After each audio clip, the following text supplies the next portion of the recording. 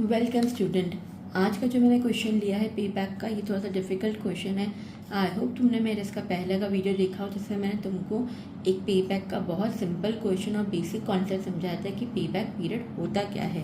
पे back period कुछ नहीं होता है। पे back period is that period in which a company is expecting it's return. मतलब कि अगर हमने 1,00,000 रुपये किसी चीज़ में इन्वेस्ट करे हैं तो वो 1,00,000 रुपये हमें कितने पीरियड में, कितने टाइम ड्यूरेशन में वापस मिल जाएंगे, वो होता है पे बैक पीरियड। बस जितना हमने इन्वेस्ट करा है उतना हमको कितने दिन में मिल जाएगा या कितने ईयर्स में मिल जाएगा, जो हम कैलकुलेट करते हैं, तो वो होता है हमारा पे बैक पीरियड। चलो हम क्वेश्चन देखते हैं। इसमें मैंने लिखा है a company proposing to expand its production can go either for an automatic machine costing 2,24,000 with an estimated life of 5.5 years or an ordinary machine costing 60,000 having an estimated life of 8 years।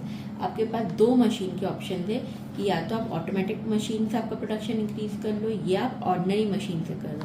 Automatic machinery खरीदोगे तो आपका cost आएगा 2,24,000 का, जिसकी life है 5.5 years। Ordinary machine की costing है 60,000, लेकिन उसकी लाइफ है 8 years। अब आपको ये देखना है कि आपको पैसा ऑटोमेटिक मशीन में लगाना है कि ऑर्डिनरी मशीन में लगाना है। ठीक है, तो यहाँ पे आपको सेल्स दिए कि आप ऑटोमेटिक मशीन में लगाओगे तो आपकी सेल्स हो जाएगी 1,50,000 की। यहाँ पे भी आपकी सेल्स तो इतने से बढ़ेगी। आपको ऑटोमेटिक मशीनरी के कॉस्ट दे रखे हैं कि मटेरियल कॉस्ट 50,000, लेबर 12,000, वेरिएबल है 24,000 का आएगा। इसमें आपको 50,000 की, लेबर 60,000 का और वेरिएबल ओवर है 20,000 के होंगे। तुमने देखा होगा ऑटोमेटिक मशीन से ऑर्डिनरी मशीन में तुम्हारी लेबर कॉस्ट और वेरिएबल कॉस्ट ज़्यादा है, लेकिन दूसरी तरफ कॉस्ट ऑफ मशीनरी की जो कॉस्ट है वो 60,000 और यहाँ पे कितनी है 2,24,000। तब अपन को डिसाइड करना है। स्टार्ट करें अपना सोल्यूशन।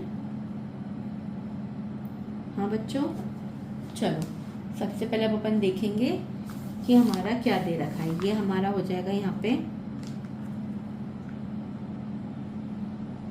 ऑटोमेटिक मशीन का कैलकुलेशन। ठीक है बच्चों, और यहाँ पे तुम्हारा हो जाएगा ऑर्डिनरी मशीन का कैलकुलेशन।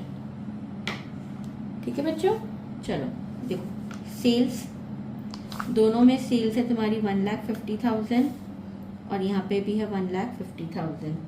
ठीक है, अब हम लेस करेंगे हमारी सारी cost, that is variable cost. Automatic machine में हमारी कितनी है, सबसे पहले हमारी आएगी मटेरियल्स की 50,000, लेबर आएगी हमारी 12,000 और हमारा आएगा वेरिएबल ओवरहेड, वो आएगा 24,000 का। तो हमारी टोटल कॉस्ट कितनी की हो गई, 86,000 की हो गई। आया बच्चों, सेम ऐसे यहाँ पे करेंगे। ये तुम्हारी 50,000 की है, फिर तुम्हारी 60,000 हुई कॉस्ट और तुम्हारा वेरिएबल ओवरहेड है 20,000 का। तो ये टोटल कॉस्ट तुम्हारी यहाँ पे हो जाएगी 1,30,000।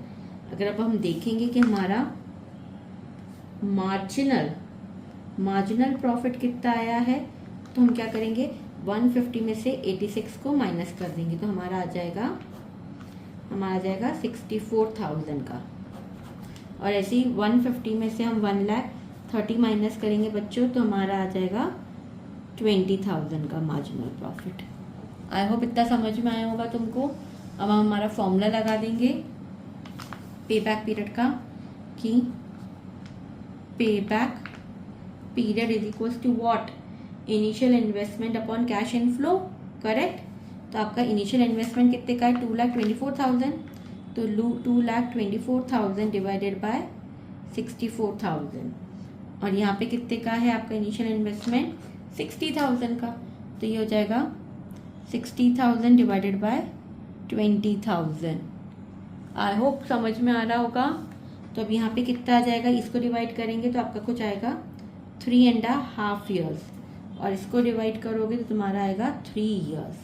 ठीक है, मतलब तुमको तुम्हारा पूरा पे बैक 3.5 years में मिल जाएगा और इसमें 3 years।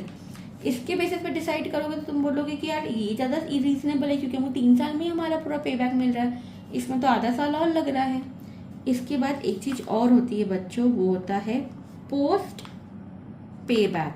कि देखो 3.5 साल में तुमको तुम्हारा रिटर्न मिल जाएगा, उसके बाद भी तुम्हारी मशीनरी तुम कब तक यूज़ कर सकते हो? 5.5 ईयर्स तक। तो पोस्ट पे बैक कैसे करोगे कि 64,000 मल्टीप्लाई बाय 5.5 ईयर्स और 3.5 ईयर्स, क्योंकि तुम्हारे रिमेनिंग अभी भी 2 साल बाकी हैं तुम्हारे पास बच्चों। ये चीज़ समझ में आई? अभी भी तुम 3.5 साल बाद भी तुम 2 साल उस मशीनरी को, ऑटोमेटेड मशीन को और यूज़ कर सकते हो। तो ये तुम्हारा हो जाएगा कैलकुलेट करने पे ₹1,28,000। आया समझ में बच्चों? और अगर इसमें हम पे बैक पीरियड कैलकुलेट करेंगे तो इसमें आ जाएगा 20,000 इंटू कितनी लाइफ है हमारी मशीनरी की? देखो हमारी मशीनरी की लाइफ है 8 ईयर्स, ठीक है। तो अब हम इसको कितना यूज़ कर सकते हैं? 8 minus 3 that is 20,000 multiply by 5, तो ये आ जाएगा हमारा 1,00,000 ऑफ रुपीज़। मतलब पोस्ट पे बैक पीरियड ऑटोमेटिक मशीनरी में हमको फ़ायदा है 1,28,000 का और इसमें है 1,00,000 का।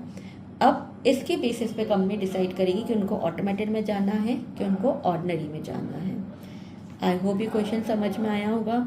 कुछ भी डाउट हो तो नीचे कमेंट सेक्शन में पूछ सकते हो, ठीक है। और मेरे वीडियोस पे इसके पहले मेरा चैनल सब्सक्राइब करना ताकि तुमको मेरे latest video related to capital budgeting मिलते रहें।